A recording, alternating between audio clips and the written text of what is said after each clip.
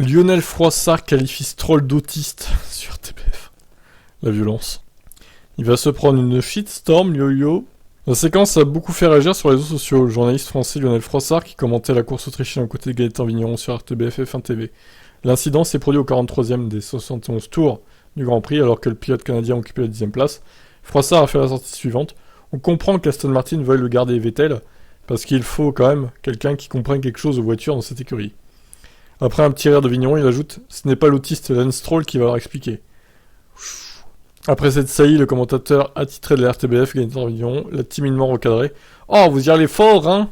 J'essaie de faire l'accent belge, hein, désolé. « Vous y allez fort !» Et Froissart d'ajouter « Non, mais c'est la vérité, franchement. » Ces propos ont été énormément beaucoup commentés sur Twitter et ont suscité indignation de beaucoup d'internautes. Au moment où nous rédigeons cet article, la version française n'est plus dispo sur la plateforme F1 TV.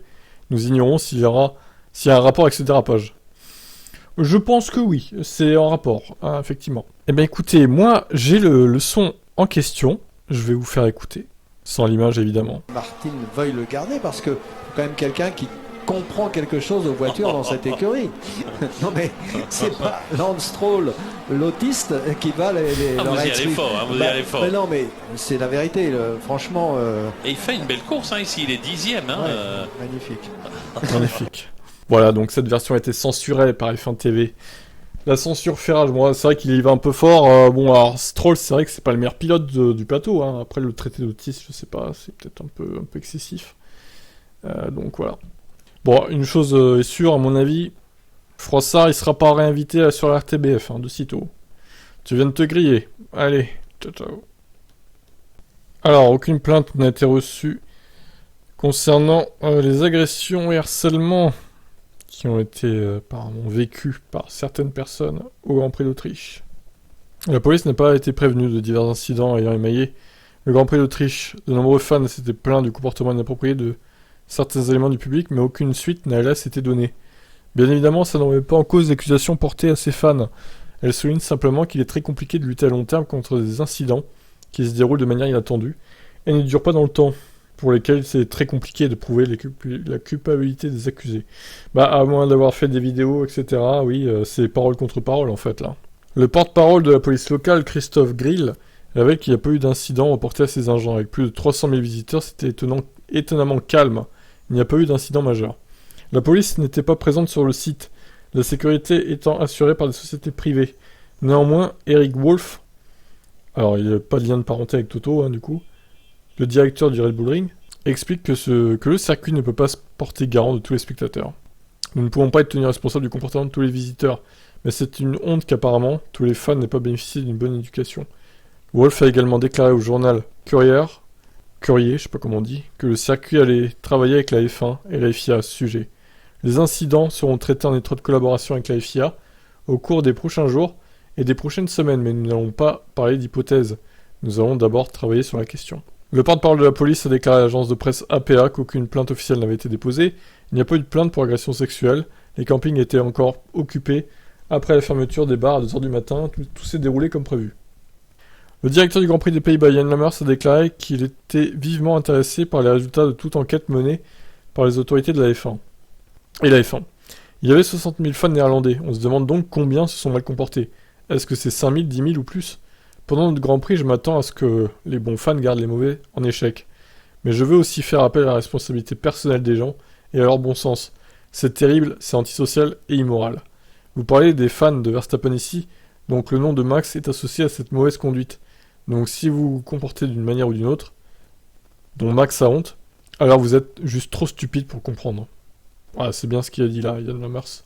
Bravo. Ouais, bah écoutez, en espérant que les esprits se calment un peu pendant le Grand Prix des Pays-Bas, qui aura lieu en septembre, sachant qu'apparemment il n'y avait pas eu de problème l'an dernier, donc à voir. En tout cas, c'est dommage que certaines personnes n'aient pas porté plainte. Du coup, bah ceux qui ont été coupables de ça, ils vont s'en sortir sans souci. Et peut-être qu'ils recommenceront l'année prochaine, malheureusement, puisqu'ils n'ont pas été identifiés. Allez, ciao. Alors, Russell revient sur l'accrochage avec Perez. La pénalité ne compte pas la dynamique de l'accrochage. Il a fait ce qu'il a pu pour éviter l'accrochage, oui, mais bon, c'était pas suffisant. Il révèle que sa Mercedes était en sous-virage, notamment à cause des turbulences provoquées par la Ferrari de Sainz devant lui. Perez était à l'extérieur, et bien que les deux pilotes se soit donné de la place, le Britannique juge que c'était pas assez pour son sous-virage. Selon la loi, j'étais dans l'erreur, il était dans son bon droit. Chaque incident est différent, la dynamique de chaque incident est différente. Le fait est que Checo était à l'extérieur, je devais lui laisser de l'espace. Mais s'il me met dans une position où je suis déjà à la limite de ma voiture et qu'il tourne en ayant plus d'adhérence, je ne peux aller nulle part. Dès que j'ai freiné, j'étais à la limite de ma voiture, je ne pouvais rien faire de plus. Mais il était dans l'air propre. Carlos était à l'intérieur pour défendre, il a beaucoup d'expérience. Il sait comment ça se passe. Du point de vue des commissaires, c'est très difficile. Nous recherchons tous la cohérence. Mais nous ne voulons pas que les pénalités soient distribuées à gauche, à droite.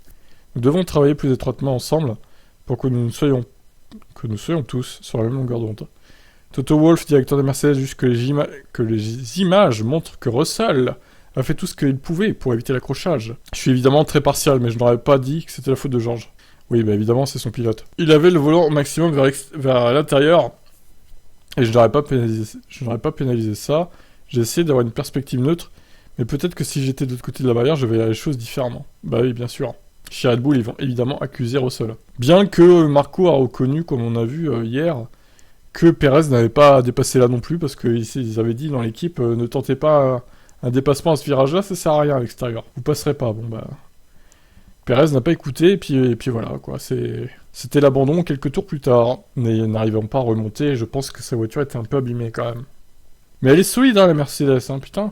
Bon, Russell a dû changer les longs, mais la roue aurait pu s'arracher, par exemple, ce qui fut pas le cas au final. Allez, ciao. Alors, Vettel nous raconte un peu ce qui s'est passé au briefing des pilotes, parce que bon, on n'a pas vu les images, malheureusement, c'était pas filmé. Donc, il a été condamné à une amende de 25 000 €, avec sursis, on précise quand même. Si ça se reproduit, bon, il devra payer ça. Et donc, on en sait un peu plus que sur ce qui s'est passé. L'Allemand est parti au bout de 20 minutes seulement, en claquant la porte, agacé par les discussions qui tournaient en rond, concernant le pilotage et ce qui est autorisé ou non en piste. Mick Schumacher a expliqué comment les frustrations ont augmenté entre les pilotes lors de la discussion sur l'application des règles. J'avais juste l'impression, comme Seb, que nous tournions en rond avec certaines des choses qui ont été discutées. Ça devenait plus long que nécessaire. Je comprends parfaitement la réaction de Seb, et je pense qu'il y avait beaucoup de pilotes qui ont ressenti le besoin de quitter le briefing également, mais ils ne l'ont pas fait. Vettel, lui, a refusé de donner des détails sur ce qui s'est passé lors de la réunion lorsqu'on lui a demandé après la course dimanche. Donc ok, c'est Mick Schumacher au final qui vend la mèche, et c'est pas Vettel. Il est à fleur de peau, hein, Vettel, on le sent un peu frustré de tout ce qui se passe. Et honnêtement, je pense qu'il va prendre sa retraite à la fin de la saison. Moi, je le vois pas continuer, la voiture progresse pas. On va dire qu'elle marche convenablement, enfin, on va dire acceptablement, une course sur 3 ou sur 4. Qu'est-ce qu'il voulait qu'il reste dans cette écurie et en F1 ? Alors, à moins qu'ils rebondissent chez McLaren à la place de Ricciardo, mais ils ont l'air de dire chez McLaren que finalement, ils vont peut-être garder Ricciardo. Il y a un contrat, etc. Donc, j'en sais rien. Moi, Vettel, je pense qu'il va quitter la F1 à la fin de saison. À moins d'un miracle, je le vois pas rester. Ouais, ciao. Et Magnussen, qui salue le pas en avant de Mick Schumacher, son équipier. Le Danois était prêt à aider son équipier en Autriche. C'est beau, c'est beau. Mick a fait un grand pas en avant lors de la dernière course. Je suis heureux pour lui et pour l'équipe. Nous sommes maintenant 7e au championnat du monde des constructeurs et nous voulons faire encore mieux. Et pour cela, nous avons besoin de 2 pilotes qui peuvent finir dans les points. Magnussen n'a pas insisté face à Mick en course et explique qu'il était logique pour lui de ne pas ralentir son équipier. S'il est plus rapide, il n'y a aucune raison de le bloquer. Je suis ici pour aider l'équipe, pas pour gagner le championnat du monde. Ouais, c'est une belle mentalité, bravo. Je ne suis pas dans cette position, j'espère l'obtenir un jour, mais je joue pour l'équipe. Et je suis heureux de nos doubles points, c'est pourquoi vous ne m'avez pas vu bloquer comme un sauvage. Ouais, il a changé Magnussen, il s'est calmé hein, aussi. Schumacher a été élu pilote du jour et son oncle Ralph a salué les capacités de son neveu, montré tout au long du week-end. Il est fort dans les duels, on l'avait déjà vu en F2 et maintenant en F1, nous voyons qu'il doit s'entraîner un peu. L'année dernière, ce n'était pas possible à cause de la voiture, maintenant c'est possible. Il le fait superbement en défendant durement mais équitablement, des erreurs peuvent toujours arriver, mais il le fait parfaitement maintenant. Ouais, et puis surtout, il est beaucoup moins sale que son père, hein. Au final, il est plus correct, ce Mick, hein, quand même. Après, peut-être qu'avec l'âge, il va être plus agressif, je sais pas, on verra. Toto Wolff, le directeur de Mercedes, avait récemment dit qu'il serait prêt à récupérer Mick Schumacher si Ferrari et Haas l'écartaient, confirme être impressionné par le pilote allemand. Mick a bien piloté, s'est bien défendu, c'est toujours sportif en piste. Je suis heureux de voir ça, c'est un bon jeune homme. Ouais, mais alors Mick, tu le mets chez Mercedes, mais quand, en fait ? Et quand Hamilton part ? Du coup, retour d'un Schumacher à la place d'Hamilton. Il y a eu Michael Schumacher, ensuite il y a eu Lewis Hamilton, puis ensuite il y a Mick Schumacher avec Russell. Pourquoi pas ? Remarque. Allez, en 2025, Mick Schumacher chez Mercedes, vous y croyez ? Allez, bye. Wolff a vu des choses positives dans le public dimanche. Ils sont restés silencieux pendant qu'Hamilton parlait. Waouh, bravo, incroyable. On ne devrait pas tous les condamner, mais mettre dehors ces quelques idiots, nous ne devons pas donner l'impression que nous commandons un groupe de fans, car c'est pas le cas. La veille, je demandais d'arrêter de huer les pilotes. Après la course, je les ai vus grimper sur les clôtures, et quand Lewis est arrivé pour parler au micro, je les ai bien regardés, et personne ne huait. Ils étaient hardcore et buvaient, mais il n'y avait pas de huée. Je pense que nous n'avons pas vu de huée, c'est une note positive. Quand vous voyez combien de fans de Max sont présents, des fidèles de Max, ils ont compris le message et ont reconnu comment vous vous comportez de manière sportive. Vous n'avez pas besoin d'applaudir les accidents, ils sont restés silencieux pendant que Hamilton parlait, et j'ai pensé que c'était bon à voir. Dans l'ensemble, 99% sont de grands fans de F1, que vous soyez pour Max, Lewis, Charles, et pour les 1% qui restent, nous leur disons restez à la maison, nous ne voulons pas de vous. Concernant les incidents rapportés dans les tribunes, Wolf admet être toujours sans voix. Ce sont des gens stupides, je ne sais pas si c'est l'effet de masse, de l'alcool des deux, mais c'est des personnes sans cerveau. J'ai pas d'autre explication, le sport polarise et provoque des émotions, c'est ce que nous voulons voir, mais ce genre de choses, non, ça n'a rien à faire en F1 ni ailleurs. Ouais, oui, complètement. D'ailleurs, sur Team Motorsport, j'ai mis une vidéo d'un fan de Max qui a en sa possession une casquette Mercedes et qui la brûle, littéralement, et puis après ce débile se brûle la main et il la jette dans le public, quoi. Enfin, je vous mets le lien dans la description si vous voulez aller voir ça. C'est ridicule. Donc voilà pour la déclaration de Toto Wolff. Ciao. Alors, Alonso, il a fait un double arrêt dans la procédure de VSC, en fait. Il n'a pas été pénalisé pour sa roue détachée. Donc voyons ce qui s'est passé exactement. Donc il a été contraint de s'arrêter 2 fois de suite au Grand Prix d'Autriche à cause d'une roue mal fixée de son premier arrêt. Heureusement, le pilote Alpine a évité une pénalité qui est souvent de rigueur. C'est une défaillance technique qui a provoqué le fait que la roue ne soit plus fixée. Les circonstances lui ont été favorables, puisqu'il n'avait aucune visibilité sur le fait que la roue se détachait. Les commissaires ont également statué que l'équipe l'avait fixée correctement, ce qui exclut leur responsabilité d'avoir envoyé la voiture de manière dangereuse. Mais alors, qu'est-ce qui s'est passé, quoi, en fait ? Il n'y a rien dans la vidéo qui indique que l'arrêt au stand était autre chose qu'un arrêt au stand normal, y compris le fait que la roue concernée semble s'engager complètement et devenir complètement serrée. Le directeur d'équipe a indiqué que le mécanicien qui a monté la roue a signalé que tout semblait normal, et en effet son langage corporel sur la vidéo semble tout à fait normal.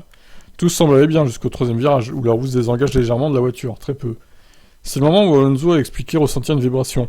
C'est le pilote lui-même qui a demandé à rentrer au stand, comprenant que ça n'allait pas. Mais avec le peu de visibilité sur la roue, notamment à cause des protections, il était impossible de comprendre que la roue s'était détachée. Peu après le 3e virage, le pilote a déclaré à la radio qu'ils allaient devoir rentrer à nouveau au stand. Lorsqu'il a été interrogé par l'équipe, le pilote a simplement signalé qu'il devait à nouveau rentrer. Lors de l'audition, le pilote a déclaré qu'il ne pouvait pas voir la jante de la roue et que tout ce qu'il a ressenti était une petite vibration. Ça correspond à la vidéo, dans la mesure où le mouvement du pneu était à peine perceptible. Après être rentré dans la voie des stands, le pilote avait déclaré vérifier l'avant gauche lors de l'audition. Il a déclaré que la sensation était pire lorsqu'il tournait vers la droite que lorsqu'il tournait vers la gauche. Mais il n'y avait toujours rien d'évident de son point de vue. Joe Bauer ainsi que Nicolas Tombazzi ont étudié le problème et inspecté la roue, confirmant une casse postérieure à l'arrêt. Ils ont rapporté au commissaire que les dégâts à la roue sont cohérents avec une défense des pièces, selon toute probabilité après la sortie de la voiture des stands. Sur la base des images de la voiture depuis le moment où la roue a été montée jusqu'à ce que la défaillance devienne apparente, les commissaires concluent que la roue était entièrement montée et qu'après la défaillance, tous les systèmes de rétention ont fonctionné comme prévu. Putain, mais il n'y a qu'à lui que ça arrive, hein. C'est incroyable, ce mec a une poisse cette saison. C'est fou, quoi. Bon, bah, ça lui a coûté quelques points, hein, je pense. Là, il aurait peut-être fait mieux que 10ème, hein, sans ce 2e arrêt sous VSC. C'est vraiment pas de bol, encore une fois, pour Alonso, décidément.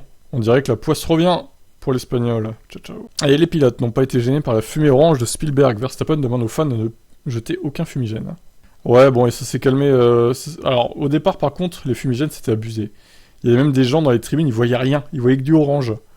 Franchement, payer une place 200 balles pour pas voir les premiers tours qui sont importants quand même, à cause de la fumée orange, merci quoi. Lorsqu'on lui demande si ces fumigènes posent un problème de visibilité à bord des F1, Verstappen répond par la négative, non, c'était sympa, puis ce sont de bonnes couleurs, ça me gêne donc pas de piloter à travers. Visiblement, Leclerc non plus n'a pas rencontré de problème. Il y en avait beaucoup durant le tour de formation, mais rien de trop sérieux. On pouvait toujours voir où on allait. Et oui, ça n'a pas été gêné non plus. Je dirais la même chose, peut-être juste lors du tour de formation, il était impossible de voir le point de corde du virage 7. Et en fin de course, il était impossible de voir quoi que ce soit dans le virage 6. Heureusement, ce n'était pas le cas durant toute la course, et peut-être qu'il devrait juste garder ça pour la fin. En plus, je ne suis pas convaincu que ce soit très bon pour l'environnement. Ouais, c'est pas faux. Ah bah Zandvoort, attendez-vous à avoir plus que ça, hein, les gars. Parce que là, toutes les tribunes du Red Bull Ring n'étaient pas pro Max. Il y en avait une ou deux, je crois, qui étaient réservées aux fans de Max. Mais à Zandvoort, c'est toutes les tribunes qui sont réservées aux fans de Max. Donc il y aura du orange et des fumigènes partout, en fait, autour du circuit. J'ai vu une de ces fusées éclairantes, comme s'ils l'avaient jetée sur la piste ou dans l'herbe. Je pense que c'est la seule chose qu'ils ne doivent pas faire. Mais du moment que ça reste en tribune, tout va bien. Pour le reste, le vent souffle et donc la fumée ne reste pas sur la piste. Donc ça va. Déclare Max. Ok, bon bah à voir ce que ça donnera ce fumigène à Zandvoort. Dans 2 mois. Ciao. Hamilton continue de porter le masque par choix personnel. Le Britannique a déjà contracté, il n'a pas contacté le Covid, évidemment Lewis, il l'a contracté. Bah surtout que le nombre de cas explose de nouveau, donc c'est peut-être plus prudent, effectivement. C'est un choix personnel, j'ai simplement remarqué que de nombreuses personnes tombaient malades autour de moi. Je ne veux pas que ça m'arrive de nouveau, je l'ai déjà expérimenté à 2 reprises. Mais plusieurs de mes amis m'ont dit qu'ils avaient contracté le Covid, et bien sûr je n'avais pas Bono avec moi ce week-end. Personne ne porte de masque, mais je le fais. Si, Binotto le fait aussi, les autres pilotes, je suis pas sûr qu'ils le fassent, ouais. Chacun fait ce qu'il veut, il s'agit de votre santé en fin de compte. Mais oui, je veux rentrer chez moi en bonne santé, je veux pouvoir me lever, m'entraîner et faire ce que j'aime. Et j'essaie lorsque c'est possible de garder les gens que j'aime en sécurité et proches de moi. Bah, c'est-à-dire que même si le Covid n'est plus très puissant maintenant, tu le contractes, tu loupes une course automatiquement, surtout si ça tombe dans une semaine, une semaine de course, ça tombe le mardi, le mercredi, là t'es sûr de louper la course. Hein. Parce qu'il faut genre une semaine, je crois, pour faire un test PCR négatif. Donc, compliqué. Vaut mieux pas l'attraper. Même si, bon, Hamilton joue pas le titre cette saison, ça serait con de louper une course quand même. Sachant que la Mercedes s'améliore de course en course. Il a raison. Bon, vous en pensez quoi, vous? Est-ce que vous portez le masque ou pas? Ciao. Donc, comme on a vu il y a quelques jours, Piquet risque la prison. Là, il va être convoqué devant la justice brésilienne à délai de 15 jours pour expliquer ses remarques. Et oui, citoyen d'honneur, hein, on le rappelle, Lewis Hamilton au Brésil. Donc là, ça la fout mal. Piquet a 15 jours pour clarifier les propos racistes et homophobes qu'il a tenus à propos de Lewis Hamilton. Le juge du district fédéral au Brésil a accepté les actions de 4 organisations qui ont poursuivi Piquet dans son pays d'origine. Il demande une indemnisation de 10 millions de reais, presque 2 millions d'euros. Piquet est maintenant convoqué, doit répondre devant la justice et peut contester cette accusation dans un délai à partir de 15 jours à partir du 11 juillet. L'ancien triple champion du monde, dont la fille est la petite amie de Verstappen, a utilisé un mot raciste pour décrire Hamilton dans une interview tenue en fin d'année dernière. D'autres séquences l'ont vu ajouter un mot homophobe. Piquet s'est excusé mais a insisté sur le fait que le mot qu'il a utilisé n'était pas à caractère raciste. Ouais, et puis il a aussi dit que c'était une mascarade, cette polémique, etc. quoi. Bref, j'ai mis la vidéo sur Team Motorsport, la deuxième vidéo, donc oui, il tacle aussi la famille Rosberg, et il s'en prend Hamilton de nouveau. Abonnez-vous à Team Motorsport, parce que je mets du contenu inédit F1 en général aussi, plus les lives qui sont sur cette chaîne. Allez, vous en pensez quoi, ciao. Alors Binotto demande de la patience pour des solutions concernant la fiabilité. Mais il n'y a plus le temps en fait, Mathia, on est à la mi-saison là. Il faut attaquer. Il faut une voiture fiable et rapide pour Leclerc, pour Charles Leclerc. Pour Binotto, il est très probable que l'explosion de son moteur soit de la même nature que celle rencontrée par Leclerc à Bakou. Il promet de nouvelles pièces fiabilisées pour bientôt. Je pense que nous n'avons eu que, au sein de Ferrari, 2 pannes moteur jusqu'à présent. Les autres, elles étaient liées à des composants de l'unité de puissance, mais en termes de moteur à combustion interne, c'est le deuxième. Ah bah ça va alors, tout va bien. Et évidemment, nous devons regarder ce qui s'est passé en Autriche. Et c'est le même problème que nous avons déjà vu avec celui de Charles à Bakou. Très probable. C'est certainement un problème en cours chez nous, mais nous avons des gens qui travaillent à Maranello pour essayer de corriger ça. Si vous regardez ce qui est arrivé à Carlos, il est clair que c'est un sujet encore en cours. Mais nous aurons bientôt de nouveaux éléments. Et je sais à quel point nos motoristes travaillent dur, à quel point ils sont bons et je peux compter sur eux pour que ce soit traité dès que possible. La casse de dimanche signifie que Sainz prendra très probablement une 4ème unité de puissance sur la prochaine course, donc une pénalité au Grand Prix de France. Ce sont des problèmes qui inquiètent pour les prochaines courses, mais pas à moyen terme, car je suis convaincu qu'en tant qu'équipe, on saura les résoudre. Nous avons un moteur très performant et ça me donne de l'espoir pour l'avenir, alors que nous avons trouvé un moyen de le rendre également solide. Les solutions de ce type demandent du temps.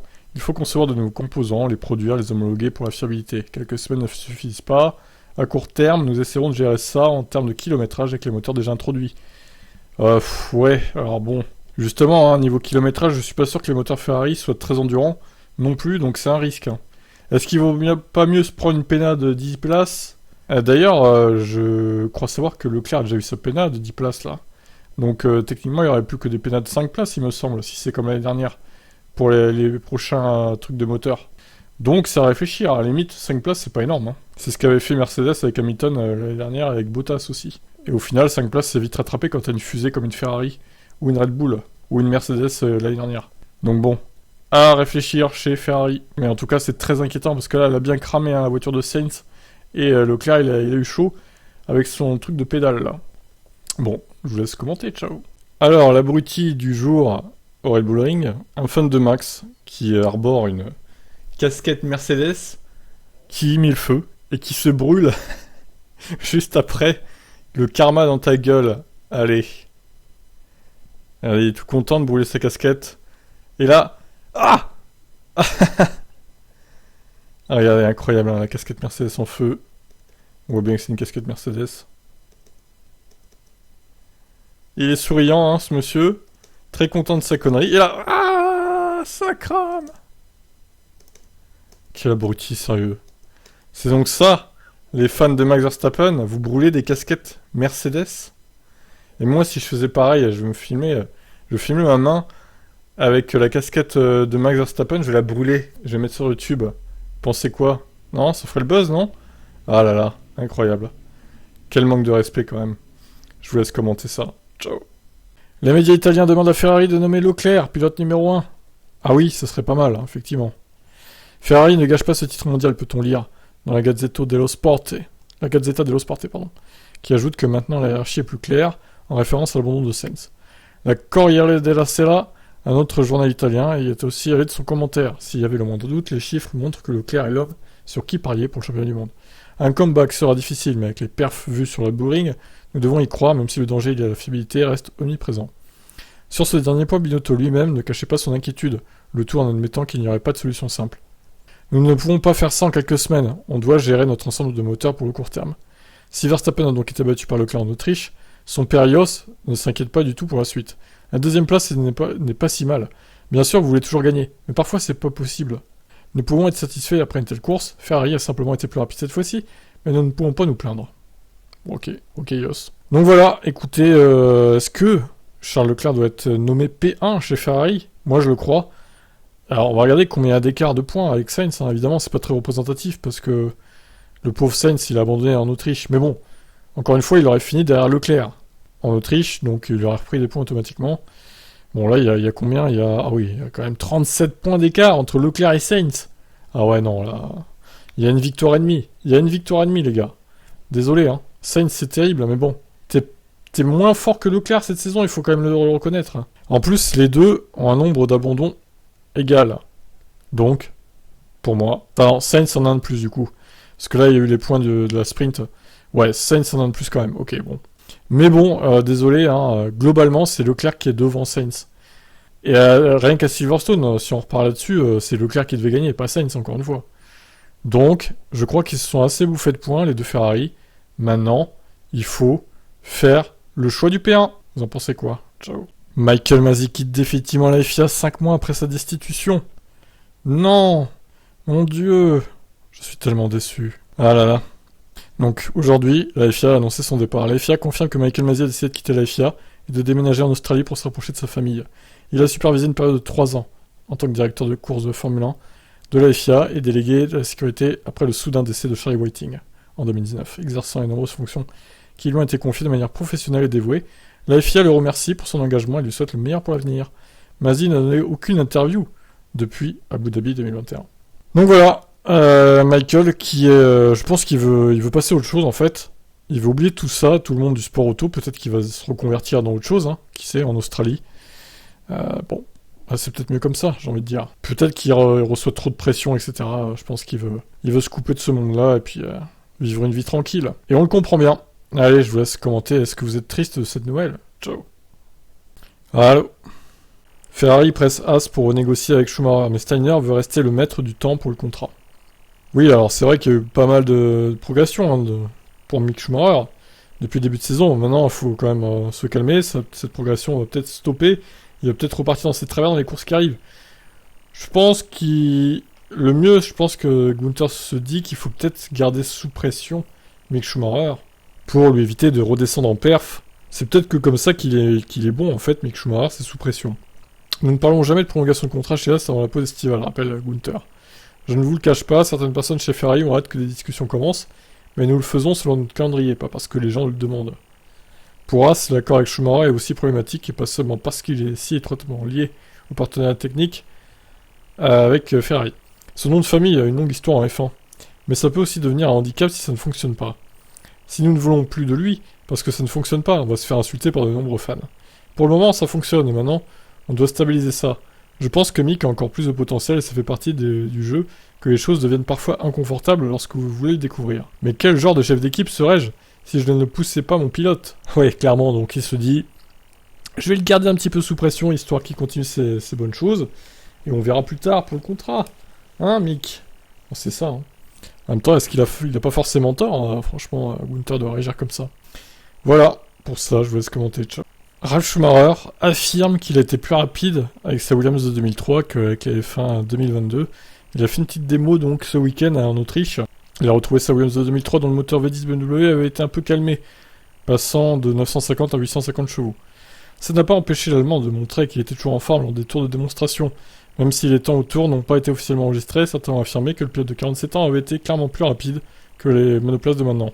Alors je remarque qu'ils lui avaient collé des pneus slick Pirelli, donc à cette voiture, ce qui n'était pas le cas à l'époque. En 2003, c'était des pneus rainurés.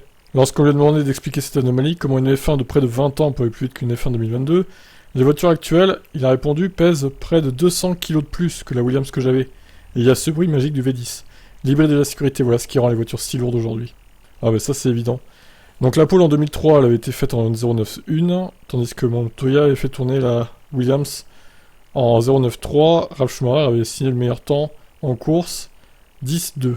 Ah non, c'est Schumacher en 091, Montoya en 093 et Ralf Schumacher donc une 10-2 à la pole position. Pour rappel, la pole position 2022, signée par Verstappen, elle a été en 049. On peut se demander comment cette monoplace, vieille de près de 20 ans, et moins rapide, a pu tourner plus vite que des F1 actuels exploitaient leur maximum. Bah, l'auteur de l'article oublie que c'était pas des slicks à l'époque, hein, clairement. Je pense que ça peut faire gagner beaucoup les pneus slicks, contrairement aux pneus rainurés. Et les 200 kg de plus, ça joue aussi quand même. Hein. Après, il n'y a pas eu de chrono d'officiel de mesurer, donc je ne sais pas ce qu'il en est vraiment. À voir. Qu'est-ce que vous en pensez, vous? Ciao. La rumeur d'une arrivée de Piastri chez McLaren enfle de plus en plus. Ricardo RIP? Incroyable. L'arrivée d'Oscar Piastri chez Williams l'année prochaine semblait presque acquise, alors qu'un accord entre l'équipe anglaise et Renault était probable. Mercedes voulant se séparer d'un client, une union entre Williams et Renault devenant une option très intéressante. Mais ces derniers jours, une autre possibilité a émergé pour Piastri, qui ne devrait pas aller chez Alpine, en 2023. En effet, le jeune Australien, réserviste pour l'équipe française, ne remplacera pas encore Alonso, qui se dirige vers une prolongation de contrat. C'est désormais sur McLaren que Piastri et son manager, l'ancien pilote Mark Webber, auraient jeté leur dévolu. Plusieurs rumeurs convergent vers une offre de Williams que les deux Australiens auraient mise en pause, afin de se pencher sur la possibilité qui existe chez McLaren. Nuance toutefois, cette possibilité n'est pas à l'ordre du jour officiellement. Le PDG de McLaren, Zak Brown, a confirmé Daniel Ricciardo qui possède toujours un contrat pour 2023 avec McLaren. De plus, ce dernier ne semble pas décidé à laisser sa place. Or, c'est bien l'Australien qui aurait les clauses de son côté, puisqu'il serait le seul décideur d'une possible rupture entre lui et son équipe. Dès lors, quelles seraient les possibilités pour McLaren, dans le cas où Piastri l'intéresserait? Convaincre Ricciardo de partir et obtenir Piastri gratuitement? La première option serait évidemment de convaincre Ricciardo de ne plus subir les week-ends difficiles qu'il enchaîne depuis 1 an et demi. Pour l'équipe, ce serait alors le moyen de ne plus investir une somme que l'on dit colossale, aux alentours de 20 millions d'euros par an, sur un Ricciardo très peu performant. Quelle perte d'argent, désolé, mais là, c'est terrible, quoi. Norris, je sais pas combien il gagne, il doit gagner 5 ou 6 millions, je crois. Le mec gagne 3 fois moins, il est plus performant, c'est l'horreur.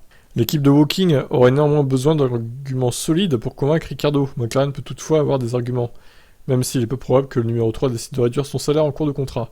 Bien évidemment, la possibilité d'un accord avec Alpine et donc Renault pour la fourniture moteur n'est pas à exclure. McLaren avait fait le trajet inverse l'an dernier pour revenir avec Mercedes. Alors non, alors ça serait une belle connerie de revenir avec Renault pour McLaren. Là, je comprendrais pas. Hein. Autant rester avec Mercedes. Non, c'est Williams qui doit aller avec Renault, parce que Williams, désolé, ils ont un pilote Red Bull, ils ont rien à faire avec Mercedes. Hein. McLaren pourrait ainsi offrir à Ricciardo une place en IndyCar et limiter l'argent dépensé en F1 pour faire venir Piastri, dans le cas d'un partenariat moteur. L'argument financier serait facile à mettre en avant. Si ce n'est pas le cas, Zak Brown devra insister sur le fait que McLaren aiderait Alpine à placer un jeune pilote.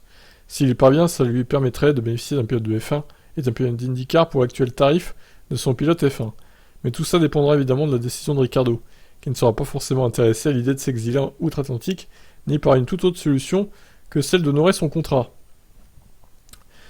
Ouais, ça me paraît un peu gros. Honnêtement, vu les récentes évolutions, si effectivement Ricciardo a toutes les cartes de son côté, que c'est lui qui décide si il dit stop ou pas son contrat chez McLaren. Ce qui est d'ailleurs une belle connerie, hein. Le mec a les clauses de son côté alors qu'il est nulle part cette saison. Je vois pas comment ils ont pu faire un tel contrat chez McLaren. Là, ils sont pris au piège eux-mêmes. C'est vraiment de la débilité profonde, hein. Le mec a même pas de clause de performance, c'est incroyable. Et il est payé 20 millions. Je sais pas ce qu'ils ont foutu à la rédaction de ce contrat, mais c'est n'importe quoi. Donc Piastri, pour moi, il y a très peu de chances qu'il rejoigne McLaren. Avec tout ça, non. Évidemment que Ricciardo fera le forcing pour rester en F1. La F1 est le pinacle du sport auto. Il va pas aller s'exiler en IndyCar s'il peut rester en F1. Ça paraît évident. N'importe quel pilote ferait la même d'ailleurs. Donc pour moi, Piastri, il ira chez Williams à la place de Latifi l'an prochain. Je ne vois pas aller chez McLaren, à moins d'un nouveau retournement de situation dans les prochaines courses. Mais ça me paraît quand même peu probable. Qu'est-ce que vous en pensez, vous ? Ciao.